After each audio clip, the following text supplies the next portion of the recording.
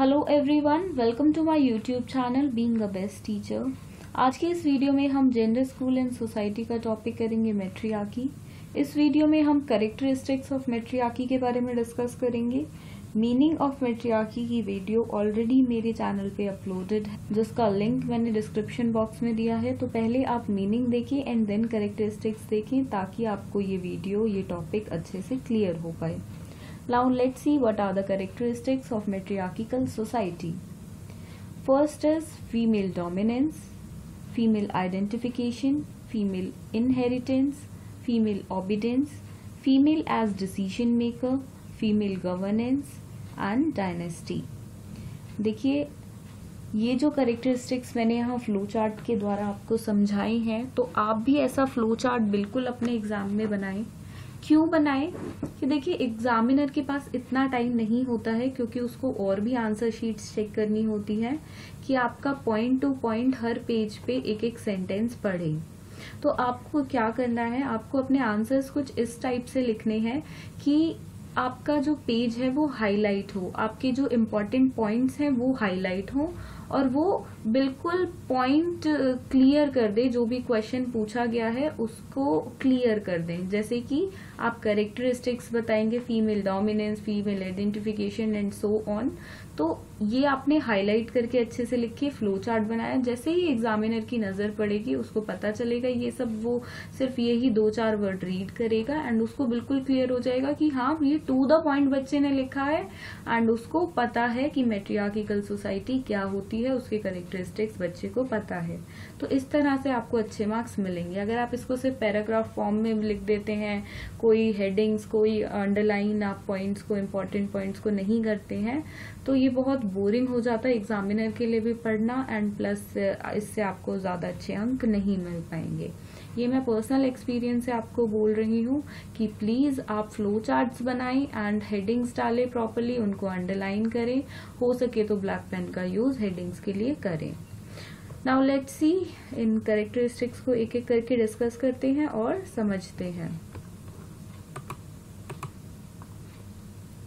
First is female dominance. देखिए, मैट्रियार्किकल society वो society होती है जिसमें सारी पावर फीमेल्स यानी कि औरतों के पास होती है। तो वही सोसाइटी को डोमिनेट करती है और सारे डिसीजंस वही लेती है।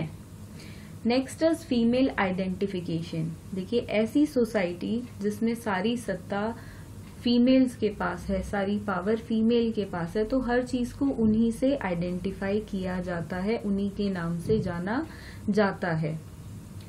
Next is female inheritance. The son and the men of the family are not entitled to any form of inheritance.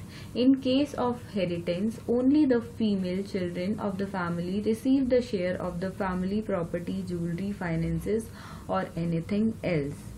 देखिए, ऐसी सोसाइटीज जिसमें फीमेल्स का शासन होता है, ऐसी सोसाइटी में जो प्रॉपर्टी होती है वो वुमेन्स की ओनरशिप होती है उस पे, और वो माता से बेटी को ट्रांसफर होती है। उसमें आदमी का या बेटे का कोई हक नहीं होता है। प्रॉपर्टी हो गई, ज्वेलरी हो गई, या और कुछ भी जो ट्रांसफर होगा वो माँ से बेटी को होगा। उसमें कोई भी रोल पिता का या उस घर के बेटे का नहीं होता है। Next is female obedience. Every wish, order of the head of the family or female leaders or mother or grandmother of the house is to be strictly adhered. Respect and obedience must be directed towards the woman at all time. Men are not expected to go against anything the matriarchy does or says. देखिए, मैट्रियार्की society में एक family में जो भी बुजुर्ग महिला होती है घर की, वो लीडर होती है, वो मुखिया होती है, और उसका डिसीजन ही आखिरी डिसीजन होता है। हर काम उससे पूछ के करना होता है और वो ही डिसीजन मेकर होती है एक फैमिली की। कोई भी, चाहे वो उस घर की वुमेन हो, बाकी या आदमी हो, उससे बिना पूछे कोई काम दूसरा फैमिली मेंबर नहीं कर सकता है, और उसका डिसीजन ही आखिरी डिसीजन होगा। आप उसके डिसीजन के खिलाफ नहीं जा सकते हो। Next is dynasty. The dynasty of generation is traced through their mother side. It means the male of the family is total neglected in matriarchal society. देखिए, सत्ता शासन ऐसी सोसाइटीज में फीमेल कर रही हैं, तो सारा रूल उन्हीं का होता है, सोसाइटी उन्हीं के हिसाब से चलती है। ऐसी सोसाइटीज में जो पुरुष होते हैं, जो आदमी होते हैं, उनकी कुछ नहीं सुनी जाती है, डिसीजन में उनका कोई रोल नहीं होता है, उनसे कोई परमिशन नहीं ली जाती है और सब कुछ औरतों के हाथ में होता है। तो ऐसी सोसाइटी में पुरुष बिल्कुल निगलेक्ट हो जाते हैं, अनदेखे हो जाते हैं, उनसे कोई कुछ भी नहीं पूछा जाता है, किसी भी डिसीजन में कोई परमिशन लेनी हो किसी भी चीज में। Next is governance. In matriarchy society, women are powerful or important than men. In such society, the governance of the society is also in the hands of women. तो देखिए, जिस सोसाइटी में सारी पावर वुमेन्स के पास है, तो ऐसी society में जो वुमेन होती हैं वो ही गवर्नमेंट को चलाती हैं, सारा गवर्नेंस का कामकाज वही संभालती हैं, उनको बहुत इम्पोर्टेंस मिलती है और वही सबसे शक्तिशाली होती हैं।